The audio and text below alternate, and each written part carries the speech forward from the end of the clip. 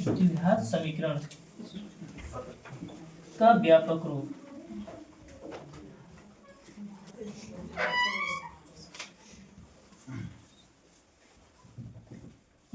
रूप a x square plus b x plus c बराबर 0 होता है।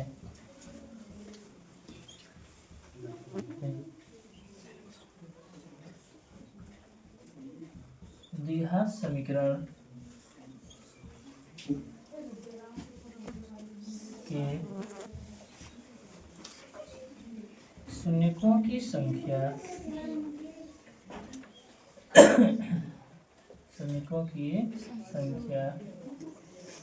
दो होती है।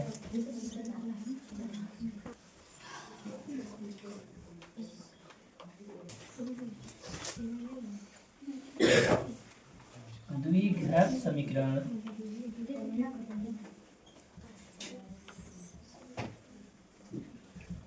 ए x square plus b x plus c बराबर 0 में विवेचक बराबर बी स्क्वायर माइनस 4ac या टी बराबर या विविक्तर बराबर, ठीक है। इसके तरह नामों से जाना जाता है। विवेचक बराबर पूछे या डी बराबर पूछे या विविक्तर बराबर पूछे तो एक सूत्र उठाना होगा बी स्क्वायर माइनस 4ac।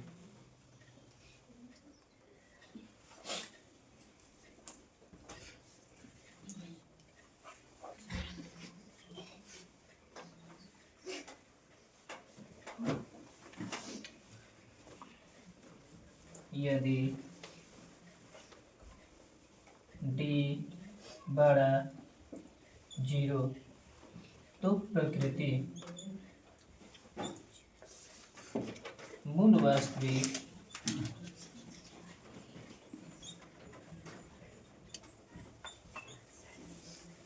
और असमान, वास्तविक और असमान। डी छोटा 0 तो प्रकृति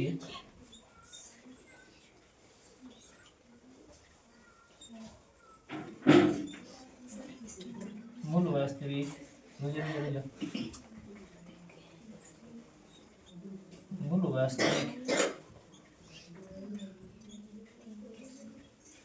और समान।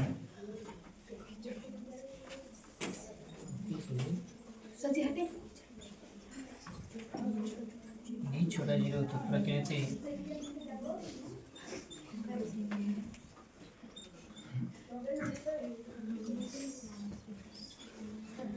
मूल वास्तविक नहीं।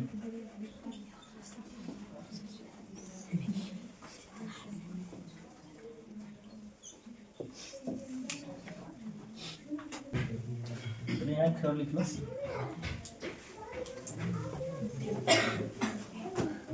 द्विघात सूत्र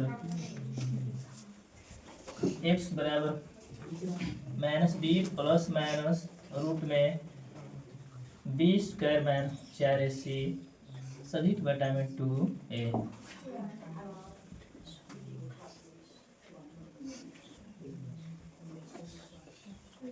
श्रीधार्या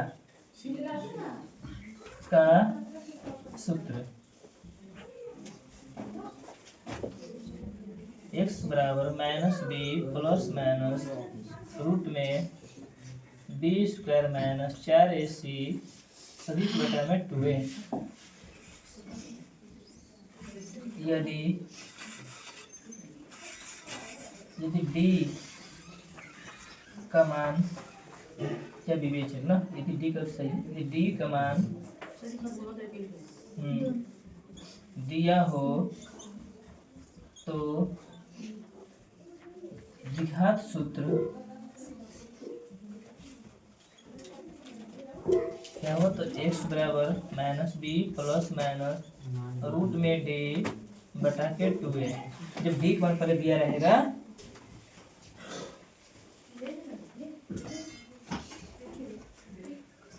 अभ्यास समीकरण अभी छापना नहीं है इसको। 2x² प्लस 4x प्लस 2 बराबर 0 का विवेचक तथा प्रकृति बताएं। समझ लो, बाद में छापते ना, अपने समझ लो, सभी लोग कोई में छापो, समझा लेना दो, फिर बनाता जिसको आता तब पर भी, नहीं आता तब पर भी समझ लो। समीकरण क्या दिया है? 2x² प्लस 4x प्लस 2 बराबर 0। तो a बराबर कितना होगा? 2। b बराबर 4। c बराबर 2। ये तो पहले से पता है ना। विवेचक बराबर b² माइनस 4ac।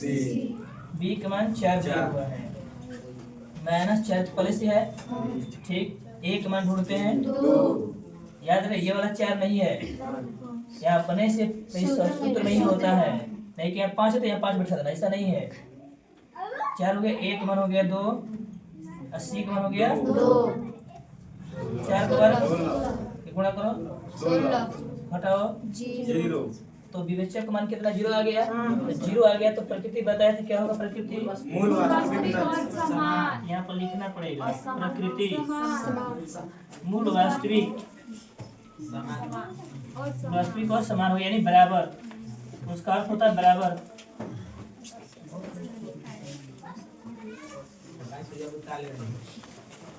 हल में चला जाएगा ये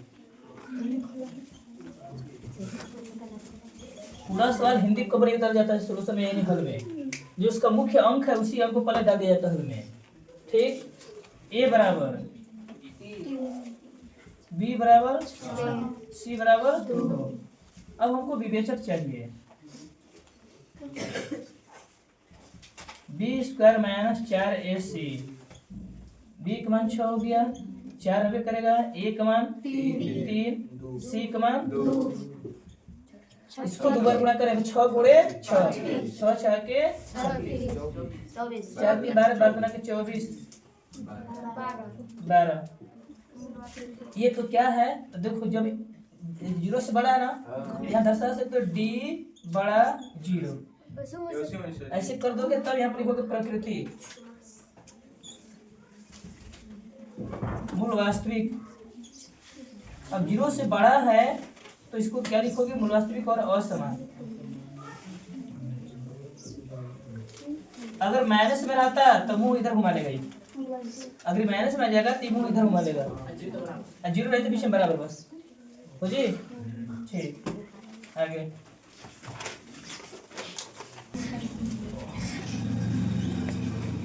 बनाए और वो भी समझ लो क्या सवाल दिया? 3x² माइनस 2x प्लस 1 बटा के 3 बराबर 0। a का मान 3 हो जाएगा, b का मान माइनस 2 हो जाएगा, c का मान 1 बटा के 3। विवेचक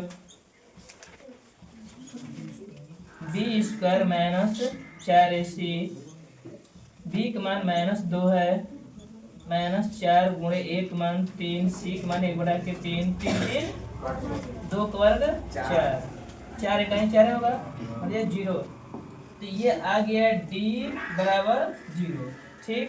तो प्रकृति क्या हो जाएगा इसका? मूल वास्तविक और समान। मूल वास्तविक और समान।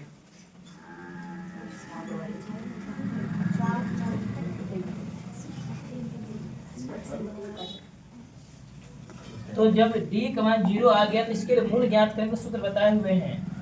क्या लिखोगे यहाँ पर? मूल बराबर लिखोगे माइनस b बटा के 2a कोमा माइनस b बटा के 2a। तो b का मान कितना है? माइनस है, माइनस 2 है ना, तो माइनस माइनस प्लस 2 बटा के 2 गुणे 1 मान कितना है? 3, 1 मान 3 है, यहाँ भी वही बैठेगा, दोनों जगह सेम बैठाना होगा, 2 2 2 करके 1 बटा के 3 कोमा 1 बटा के 2 का आंसर आगे चाहिए।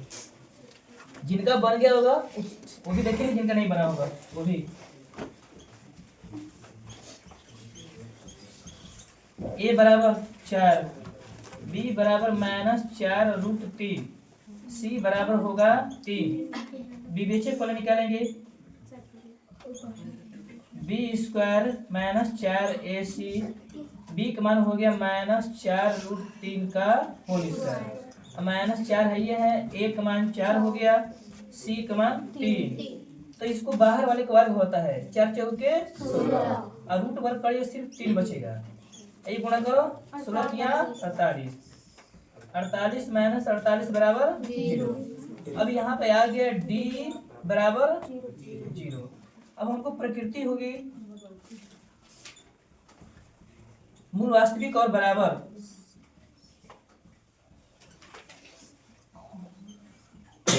मूल वास्तविक और बराबर दोनों बोले, दोनों से कोई एक लिख सकते हो। अब हमें मूल चाहिए, मूल बराबर होगा -b/2a, -b/2a। बी का मान माइनस में दे दिया है तो माइनस माइनस प्लस हो जाएगा, 4√3/2 गुणे 1/4। फिर ये भी 4√3/2 गुणे 4, तो 4 4 तो बचेगा √3/2, √3/2।